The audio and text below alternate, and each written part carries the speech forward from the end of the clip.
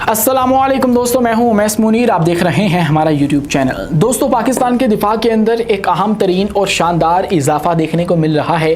पाकिस्तान की अफवाज ने फतह 4 क्रूज़ मिज़ाइल, वो मिज़ाइल जिसको हमने हालिया इस्लामाबाद दारुल हुकूमत के अंदर होने वाली दिफाई नुमाइश के अंदर पहली दफ़ा दुनिया के सामने रखा था, अब उसका कामयाब तजुर्बा कर लिया गया है। ये कितनी ख़तरनाक चीज़ है, ये किस तरह से पाकिस्तान को अपने दुश्मनों के ऊपर एज देती है, इसके बाद किस तरह से भारत के बड़े बड़े शहर पाकिस्तान की रेंज के अंदर आने वाले हैं। आज की वीडियो में तमाम तफसीलात आपके सामने रखेंगे और आपको बताएंगे कि वो तारीख का सबसे बड़ा काफिला जो कि गजा की तरफ रवा दवा है, अपनी आबोताब से जारी है, अब वो हाई रिस्क जोन में पहुंच चुका है, जहां पर उसको खतरा है कि किसी भी वक्त हमारे ऊपर से हुनी फोर्सेस आकर हमलावर हो सकती हैं, और जिन्होंने अब कमर कस भी ली है और दोबारा से दरिंदगी ढाने का फैसला कर लिया गया है। अब क्या होने जा रहा है एक या दो रोज के अंदर, आज की वीडियो में इस हवाले से भी आपको आगाह करेंगे और आपको बताएंगे कि अमरीकी रिफ्यूलर्स, वो रिफ्यूलर्स जो कि उनके F-22 रैप्टर्स, दुनिया के खतरनाक तरीन जंगी तैयारे और B-2 स्पिरिट बॉम्बर के लिए इस्तेमाल होता है, अब वो मशरिक वुस्ता के अंदर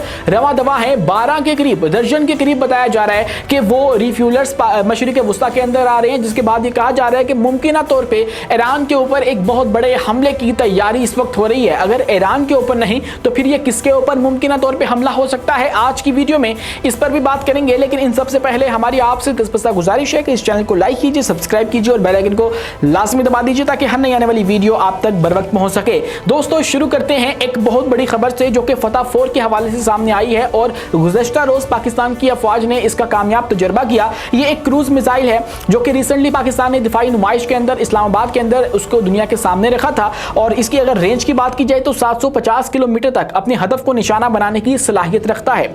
जदीद एवियोनिक्स और नेविगेशनल जो एड्स हैं वो इसके अंदर उससे लेस किया गया है। उसके बाद इसके अंदर टेरन हगिंग की सलाहियत मौजूद है, यानी कि ये जमीन की निचली सतह पे जाके उड़ता है और नीचे नीचे से जाके दुश्मन को निशाना बनाता है। इससे पाकिस्तान को क्या फायदा होगा? इससे पाकिस्तान को ये फायदा होगा कि जो दुश्मन के अच्छे खासे डिफेंस सिस्टम होते हैं उसको भी चकमा दिया जा सकेगा। मिसाल के तौर पे S-400 जो है उसकी बहुत लंबी रेंज है, हम तसव्वुर करते हैं कि दुनिया का बेस्ट वो दिफाई निज़ाम है, लेकिन जब ये छोटी रेंज वाला लो अल्टीट्यूड वाला मिसाइल जो कि हमारा फतह 4 है, एक क्रूज मिसाइल है, वो जाएगा तो S-400 उसको डिटेक्ट नहीं कर सकता है। इसीलिए जो दुनिया है वो इस वक्त ड्रोन्स की जानिब जा चुकी है और ड्रोन्स के ऊपर काम कर रही है, क्योंकि वो भी इसी तर्ज के ऊपर जाकर जो दुश्मन है उसके अच्छे खासे दिफाई निज़ाम को भी चकमा दे सकते हैं। तो इस तरह से हमें भारत जो है उसके ऊपर एज हासिल हो जाएगी, उसके अच्छे खासे जो दिफाई निज़ाम है, लॉन्ग रेंज जो एयर डिफेंस सिस्टम है, वो इसको डिटेक्ट नहीं कर पाएंगे। दोस्तों, इसके हवाले से कहा जा रहा है कि ये आर्मी रॉकेट फोर्स कमांड का हिस्सा है जो हाल ही में कायम की गई थी और 14 अगस्त 2025 के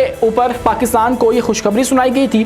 उसके बाद इसकी रेंज जो है वो बहुत ही ज़्यादा है और इस तरह के जो मिसाइल हैं उनकी रेंज वैसे भी ज़्यादा हुआ करती है क्रूज मिसाइल्स की, तो इसीलिए पाकिस्तान के पास ये अब ऑप्शन होगी कि हम लोग जो करीबी भारतीय शहर है, अगर मुमकिन तौर पर वहाँ पे जो है वो निशाना बनाना पड़ता है या वहाँ पे कोई इस तरह का एक्शन करना पड़ता है तो उसके लिए हम लोग इसको इस्तेमाल कर पाएंगे। तो एक अहम तरीन इजाफा जो है वो दिफाई माहिरीन की जानिब से बताया जा रहा है। दोस्तों, इसी के साथ अगर हम लोग मजीद बात करें तो जो काफिला आपको याद होगा ग्लोबल समूड फ्लोटेला का है, तमाम तर जो पाकिस्तानी हैं उनकी धड़कनें भी उसके साथ इस वक्त जुड़ी हुई हैं। वो अब हाई रिस्क जोन के अंदर दाखिल हो चुका है और वो बस पहुंच चुका है गजा की तरफ और अब बस वो पहुंचने वाला है अपनी मंजिल तक। गजा समूद फ्लोटेला हाई रिस्क जोन में दाखिल है। इजराइल का बैनुल अक़वामी कवानीन की खिलाफ वर्जी करते हुए उसको अटैक करने का इंडिया भी सामने आ चुका है। गजा के लिए सबसे बड़ा इमदादी फ्लोटेला समूद स्पेन से 31 अगस्त को रवाना हुआ और उसमें 50 से ज़ायद जहाज शामिल हैं, 44 ममालिक की नुमाइंदगी मौजूद है।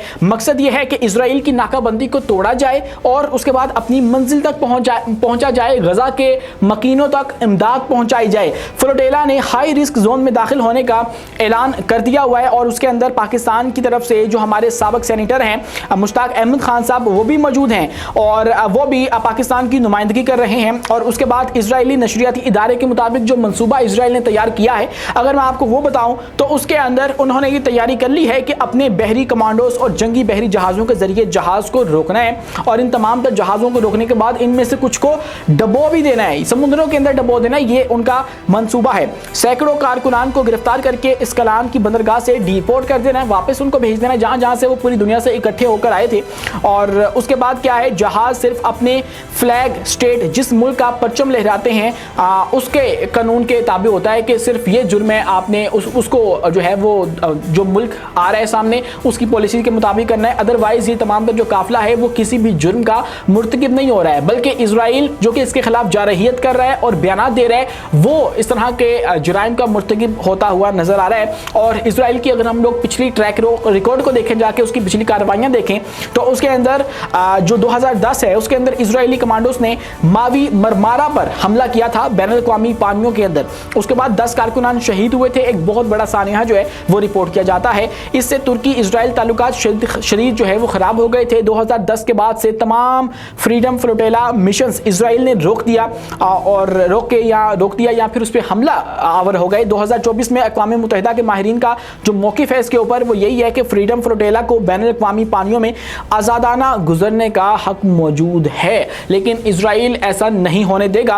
और इसके हवाले से उनकी जो फॉरेन मिनिस्ट्री है वो झूठ भी गढ़ना शुरू हो गई है कि जो फ्लोटेला आ रहा है इसके अंदर जो फ़लस्तीनी तंजीम है उसकी हिमायत शामिल है या उसके हथियार शामिल हैं। और इसके ऊपर फिर जो सीनियर सहाफ़ी हैं जिन्होंने रिसेंटली पाकिस्तान के अंदर भी बहुत ही ज़्यादा जो फेम है वो हासिल की थी, मेहदी हसन साहब, उन्होंने इजराइल की जो फॉरेन मिनिस्ट्री है उसको एक मुंह तोड़ जवाब भी दिया था। ज़रा वो खबर भी सुन लीजिए। मेहदी हसन का इजराइल की फॉरेन मिनिस्ट्री को एक करारा जवाब जो है वो इस वक्त गर्दिश कर रहा है। इजराइल की वज़ारत ख़ारजा ने एक बयान में कहा कि गजा से मिलने वाली फ़लस्तीनी तंजीम के ऑफिशियल डॉक्यूमेंट से साबित हुआ है कि समोत फ्लोटेला जो है वो गजा जाने वाला जहाज़ों का काफिला दरअसल फ़लस्तीनी तंजीम की फंडिंग और मनसूबाबंदी से जुड़ा हुआ है। ये दावा किया गया कि जो Palestinian conference for Palestinians abroad है दरअसल फ़लस्तीनी तंजीम का बैरूनी विंग है जो दुनिया भर में इजरायली मुखालिफ सरगर्मियों, एहतजाज और फ्लोटेला का ऑर्गेनाइजर है। और फिर इसके अंदर 2021 का एक फ़लस्तीनी तंजीम लेटर पेश किया गया जिस पर इस्माइल हनिया के दस्तखत थे, जिसमें PCPA की हिमायत दर्ज थी। और उसके बाद फिर जो सीनियर सहाफ़ी हैं उन्होंने इसके ऊपर जवाब दिया कि इजरायली वज़ारत ख़ारजा ने जो तस्वीर जारी की है उसमें मौजूद 2 अफराद को गलत तरीके से फ़लस्तीनी तंजीम का रुकन कहा गया है। हकीकत यह है कि इनमें से एक शख्स फ़लस्तीनी तंजीम का फ़र्द नहीं बल्कि बरतानिया का मशहूर सियासतदान जॉर्ज गैलवे है। और यूं जो इजरायली है वो प्रोपेगेंडा कर रहे हैं मुमकिन तौर पर जब ये काफिला पहुंच जाएगा गजा तक तो तब उनके ऊपर हमला करके यही वाली जो तावील है वो पेश की जाएगी। जहां पे दोस्तों एक तरफ ये हो रहा है, वहीं पर ईरान के ऊपर एक और हमले की प्लानिंग की जा रही है। कुछ खबरें सामने आ रही हैं जिसके बाद लग रहा है कि अगर हम लोग इन खबरों को जोड़ें तो हमें पता लगता है कि ईरान के ऊपर हमला होने वाला है। और वो खबरें सबसे पहले शुरू कर लेते हैं। जो अमरीकी सदर की अपने जर्नैलों के साथ मुलाकात हुई है, 300 से ज़ायद जो आला कमान के जर्नैल हैं उनको पूरी दुनिया से बुला लिया गया वापस और हंगामी तौर पे क्वांटिको के अंदर उनके साथ एक मुलाकात रखी गई है। और उसकी तकरीर भी रिसेंटली सामने आई। कल के रोज़ आपने देखा होगा कि वो अपने जर्नैलों को धमकियां दे रहे हैं। और उसके बाद तस्वुर किया जा रहा है कि उसके अंदर कुछ अहम फैसले हुए हैं। और उसके बाद क्या हुआ कि अमरीकी जो रिफ्यूलर्स हैं, स्ट्रेटो टैंकर्स जो हैं KC-135 RT वो मिडल ईस्ट की जानिब रवाना कर दिए गए हैं। कतर अल उदैद एयरबेस तक वो पहुंच चुके हैं। जाना उन्होंने रॉयल एयरफोर्स के मिल्टन हाल में था, एक एयर स्टेशन है बरतानिया का, इंग्लैंड का, लेकिन वो वहां पर नहीं गए। लेकिन अब वो आगे गए हैं चूंकि वहां पर मौसम खराब था। अब ये कहा जा रहा है कि ये जो रिफ्यूलर्स हैं ये F-22 रैप्टर्स और जो B-2 बॉम्बर्स हैं उनको रिफ्यूल करने के लिए इस्तेमाल होते हैं। तो इसीलिए अमेरिका जो है वो इनको यहाँ पर पहुँचा रहा है ताकि ये उनको फैसिलिटेट कर सकें। और फिर इसके बाद जो B-2 बॉम्बर्स हैं और F-22 हैं